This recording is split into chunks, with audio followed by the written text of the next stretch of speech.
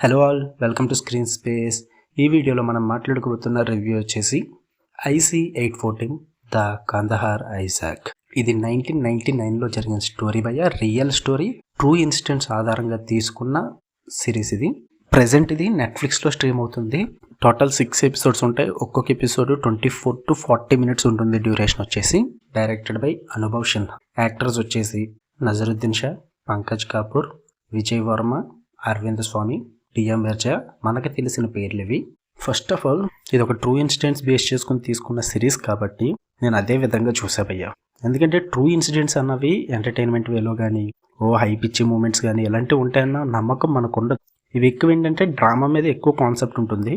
So drama movies చూసే వాళ్ళే try చేయండి. ఎంటర్టైన్మెంట్ చూద్దామంటే ఇందులో దొరకదు భయ్యా. ఎందుకంటే స్టోరీ ప్లాట్ వచ్చేసి 1999లో ఇండియన్ ఎయిర్లైన్స్ నుంచి ఒక ఫ్లైట్ని కాఠ్మండూలో హైజాక్ చేస్తారు కొందరు టెర్రరిస్టులు. అక్కడి నుంచి ఇది ఒక లాంగెస్ట్ హైజాక్గా ప్రపంచంలోనే నిలిచిందనమాట. ఎందుకంటే ఇది మొత్తం 7 days జరుగుద్ది హైజాక్. 8th డేన విడిచిపెడతారు. ఈ 7 days ఏం జరిగింది, సో ఎందుకు అలా జరిగింది, అసలు ఫ్లైట్లో ఉన్న వాళ్ళ ఎక్స్పీరియన్స్ ఏంటి, ఈవెన్ చెప్పాలంటే వాళ్ళు ఇప్పటికీ ఆ ఫ్లైట్లో ట్రావెల్ చేసిన వాళ్ళు ఇప్పటికీ ఆ ఇన్సిడెంట్స్ గుర్తొస్తే భయం వేస్తుందంట వాళ్ళకి. సో ఆ టైప్లో జరిగింది ఆ హైజాక్. దాన్ని బేస్ చేసుకుని తీసుకున్న స్టోరీయే ఇది. సో నేను స్టార్ట్ చేయడం నేను డ్రామా మూవీ అని చెప్పి స్టార్ట్ చేశాను. థ్రిల్లింగ్ మూవీస్ ఏం ఎక్స్పెక్ట్ చేయలే. సో నాకు ఎలా అనిపించిందంటే సిరీస్ వచ్చి నాకైతే నచ్చింది భయ్యా. నాకు ఎక్కడ బోర్ కొట్టలేదు. ఎందుకంటే ఇలాంటి సిరీస్కి నేను చాలా అటెన్షన్ ఇస్తాను. నేను అంత త్వరగా నాకు ఇలాంటివి బోర్ కొట్టు. ఎందుకంటే హైజాక్ ఎందుకు చేశారు, ఎవరి కోసం చేశారు, తప్పించుకోవడానికి ఏం చేశారు, ఇలాంటివి తెలుసుకునేంత వరకు నా మైండ్ కూల్ అవ్వదు. సో అందువల్ల మధ్యలో ఎంత డ్రామా నడిచినా సరే నాకు అది ఇంట్రెస్టింగ్గానే ఉంటుంది భయ్యా. సో ఎక్కడ కూడా అదే జరిగింది. టోటల్ 6 ఎపిసోడ్స్ కూడా నాకు నచ్చాయి. ఫస్ట్ ఆఫ్ ఆల్ అయితే ఎపిసోడ్స్ భయ్యా 1 to 6 ఎపిసోడ్ స్టార్ట్ చేసిన విధానం చాలా బాగుంటుంది. డైరెక్ట్ స్టోరీలో తీసుకెళ్ళిపోతారు, లేట్ చేయరు. నాకు బాగా నచ్చింది ఏంటంటే అన్వాంటెడ్ సీన్స్ ఏం లేవు భయ్యా.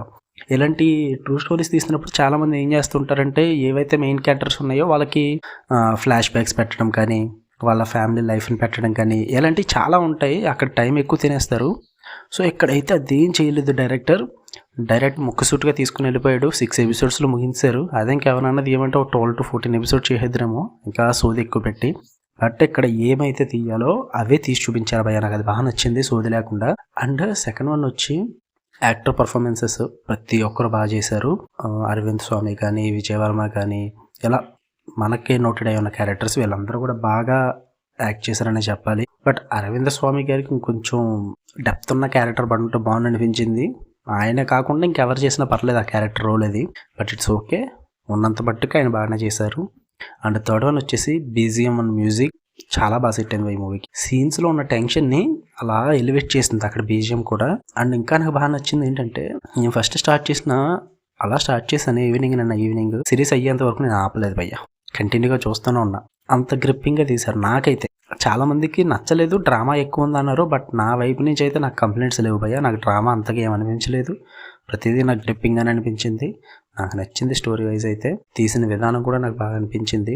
అండ్ మరీ చెప్తున్నా, క్లైమాక్స్ మీరు ఏదో ఎక్స్పెక్ట్ చేసుకోవద్దు క్లైమాక్స్. ఎందుకంటే రియాలిటీ ఏదైతే జరిగిందో ఎక్కడ అదే చూపించబోతున్నారు క్లైమాక్స్లో కూడా. సో అది మీరు డిసైడ్ అయ్యి చూడండి. మీరు క్లైమాక్స్ ఏదో జరిగిపోద్ది, ఏదో పెద్ద పెద్ద ఆపరేషన్లు జరిగిపోతాయి అని మాత్రం ఎక్స్పెక్ట్ చేయొద్దు. ఓకే, రియాలిటీకి సేమ్ ఉంటుంది. ఓకే, ఇక ఓవరాల్గా చెప్పాలంటే సిరీస్ అయితే సూపర్ ఉంది భయ్యా. యాక్టర్ పర్ఫార్మెన్సెస్ బాగున్నాయి. ఎపిసోడ్ వైస్ గ్రిప్పింగ్గానే తీసుకెళ్లారు. No boring. టెన్షన్ ఎలిమెంట్స్ అయితే తక్కువే ఉంటాయి. బట్ అసలు 1999లో ఆ హైజాక్ ఎందుకు జరిగింది, 7 days ఏం చేశారు, 8th day ఎందుకు రిలీజ్ చేశారు, ఈ 7 daysలో ఏం జరిగింది, మన వాళ్ళు ఎంత ఇబ్బంది పడ్డారు, ఫ్లైట్లో వాళ్ళు ఎంత ఇబ్బంది పడ్డారు, ఇవన్నీ తెలియాలంటే మీరు ఖచ్చితంగా సిరీస్ చూడాలి భయ్యా. నెట్ఫ్లిక్స్లో స్ట్రీమ్ అవుతుంది, తెలుగులో స్ట్రీమ్ అవుతుంది. వెళ్ళి చూసేయండి. టైం వేస్ట్ అయితే నేను చెప్పను. మీరు ఈ సిరీస్కి ఇచ్చే మీ టైం అయితే ఫుల్ వర్త్ ఇట్ భయ్యా. నాకైతే ఫుల్ వర్త్ ఇట్ అనిపించింది. మీకేమనిపించిందో చూసిన వాళ్ళు అయితే కామెంట్ చేయండి భయ్యా. ఓకే, రివ్యూ నచ్చితే లైక్ చేయండి, షేర్ చేయండి, కామెంట్ చేయండి ప్లీజ్ భయ్యా. 97.7% నాన్ సబ్స్క్రైబ్డ్ చూస్తున్నారు, వెళ్ళిపోతున్నారు. సబ్స్క్రైబ్ చేసి కొంచెం సపోర్ట్ ఇస్తే నేను ఇంకా స్పీడ్గా టైం దేనికే కేటాయిస్తాను నేను. Okay, love you all, bye.